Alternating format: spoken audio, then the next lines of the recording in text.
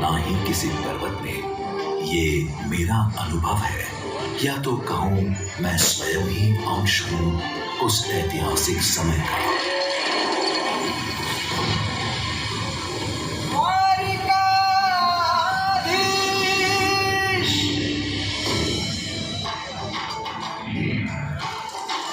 आज से कई वर्ष पूर्व कंसवध के पश्चात जरासंध ने मथुरा पर कई आक्रमण किए। शांतिपूर्वक जीवन की आशा लिए सारे यादव और यादव राजन पश्चिम तट पर मेरे समीप आए एक नगर निर्माण करने हेतु। उन्हें ऐसी भूमि की आवश्यकता थी जहां पर वह अपने शत्रु से सुरक्षित रहकर सुख शांति से अपनी प्रजा के साथ रह सके। मैंने अपने भीतर से 12 योजन भूमि उन्हें भेंट दी। महान स्थपति भगवान विश्वकर्मा ने स्वयं उस द्वीप पर भवन, प्रासाद आदि का निर्माण कार्य संपन्न किया और स्वर्ग के द्वार समान एक नगर की रचना हुई। नामकरण हुआ द्वारका, जहां मुरलीधर, गिरधर या गोपाल नहीं, किंतु साक्षात राजाधिराज द्वारकाधीश श्री कृष्ण विराजते हैं। रासलीला और मक्खन चोरी करने वाले कन्हैया यहाँ एक पति, पिता और विश्व के स्वामी के रूप में दर्शन देते हैं। मेरा परम सौभाग्य रहा है जो कई वर्षों तक मैं श्री कृष्ण के दर्शन प्राप्त कर पाया हूँ। उनकी कई सारी लीलाओं का साक्षी बन सका हूं।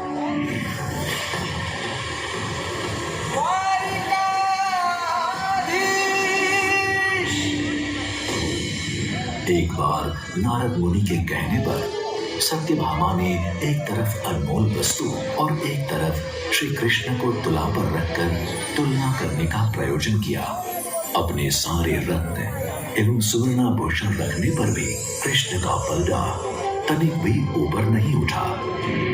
अस्वस्थ स्थिति में सत्यभामा को देख महारानी रुक्मिणी आगे आई और सारे रत्न, सुवर्ण एवं अन्य मूल्यवान वस्तुएं दूर कर केवल एक तुलसी पत्र वहां रखा।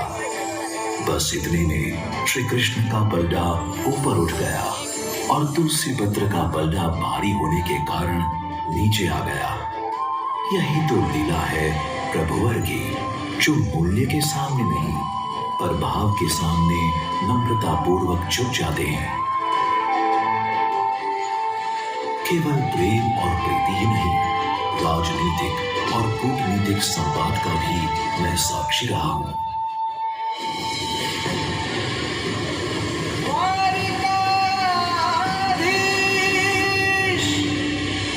एक दिन की बात है, महाभारत युद्ध प्रारंभ होने के कुछ समय पूर्व श्री कृष्ण शयन कक्ष में आराम कर रहे थे। उस समय युद्ध में सहयोग मांगने के लिए सुयोधन आए और प्रतीक्षा करने हेतु भगवान के मस्तिष्क समीप बैठे।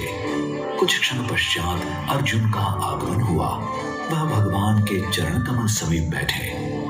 निद्रा टूटते ही प्रभु की दृष्टि प्रथम अर्जुन पर गई। उनसे आने का प्रयोजन जाना और कहा वह उन्हें समर्थन देते हैं। तुरंत सुयोधन ने स्वयं प्रथम आए हैं तो समर्थन उन्हें मिलना चाहिए, ऐसी बात क्रोधित होकर कही। तब श्री कृष्ण ने 2 विकल्प दिए। एक तरफ उनकी अक्षौहिणी नारायणी सेना और एक तरफ आयुध रहित स्वयं भगवान श्री कृष्ण।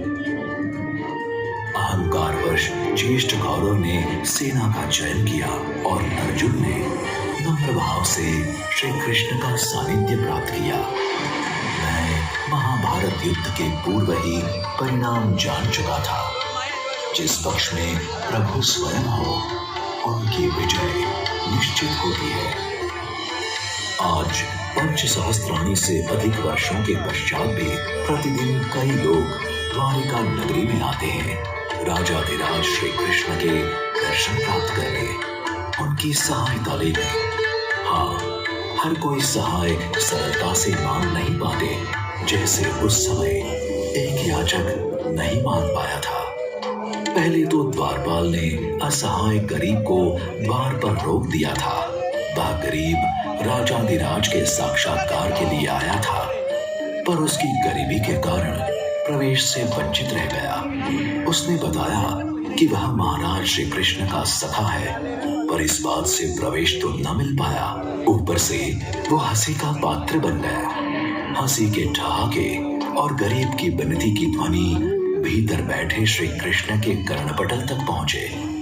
कोष्ठ पर आकर उन्होंने नीचे देखा और तत्क्षण प्रासाद में रहने वाले महाराज श्री कृष्ण अपने दीनहीन कुटिया के निवासी परम मित्र सुदामा से भेंट करने दौड़ पड़े।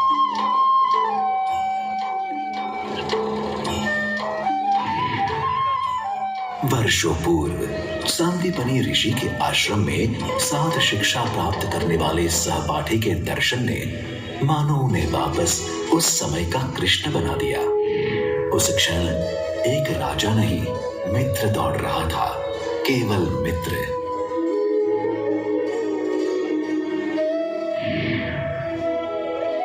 प्रेम भाव से श्री कृष्ण ने सुदामा को आलिंगन में लिया और सबको आश्चर्य हुआ जब सुदामा को आसन पर बिठाकर प्रभु स्वयं नीचे बैठ सुदामा के चरण धोने लगे। बेचारे सुदामा आए थे अपनी दरिद्र स्थिति में मित्र की मदद लेने, पर व्यक्त नहीं कर पाए। अपनी धर्मपत्नी के भेजे हुए चावल सुदामा ने कृष्ण को खिलाए। एक मुट्ठी चावल भगवान ने खाए और पूरा स्वर्गलोक सुदामा के नाम किया। दूसरी मुट्ठी खाते हुए समग्र पृथ्वी लोक सुदामा की झोली में दे दिया। तीसरी मुट्ठी ग्रहण करने ही वाले थे, तब लक्ष्मी जी ने उन्हें रोका और कहा, प्रभु अपना वैकुंठ भी दान न कर देना। सुदामा तो मित्र का प्रेम पाकर ही संतुष्ट हो चुके थे। वह तो अपने घर पहुंचने पर कृष्ण की लीला से ज्ञात हुए। काल चक्र घूमता रहा और आज श्री कृष्ण की वह द्वारिका पुनः मुझ में समाई हुई है। किंतु सारे भक्तों को आज भी द्वारिकाधीश मिलते हैं। द्वारिका एवं बेट द्वारिका के निज मंदिर में। बेट द्वारिका आस्था का यह स्थान है जहां सारे भक्तगण मुझे लांघ कर जाते हैं। नाव में बैठकर मुझे पार करना हर आयु वर्ग के व्यक्ति के लिए सरल नहीं है।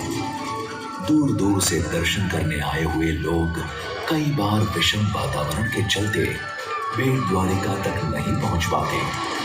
दुख होता है मुझे जब भगवान और भक्त के बीच मैं एक बाधा बन जाता हूँ।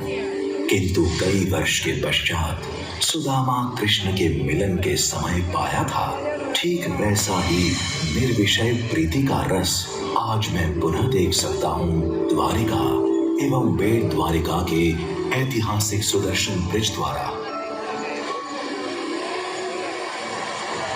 जुड़ाव के इस पावन पर्व पर मोदी सरकार के इस प्रयास से बेट द्वारिका तक पहुंचने की यात्रा की अनुभूति और यात्रा का प्रकार दोनों नवीनतम हो जाएंगे। आबाल वृद्ध सब सरलता से बेट द्वारिका देव दर्शन के लिए जा पाएंगे। सुदर्शन ब्रिज से समय की बचत होगी और मनोहर दृश्य का आनंद मिलेगा सो अलग। 2320 मीटर लंबा यह सुदर्शन ब्रिज मोदी सरकार का दृढ़ निश्चय दर्शाता है भारत की संस्कृति और गौरव की रक्षा के लिए। भारत देश के यशस्वी प्रधानमंत्री जी की यह भेंट युगों युगों तक समग्र देशवासी याद रखेंगे। द्वारिकाधीश के दर्शन से धन्य हुए सारे भक्त याद रखेंगे। जय द्वारिकापुरी, जय द्वारिकाधीश, जय श्री कृष्ण।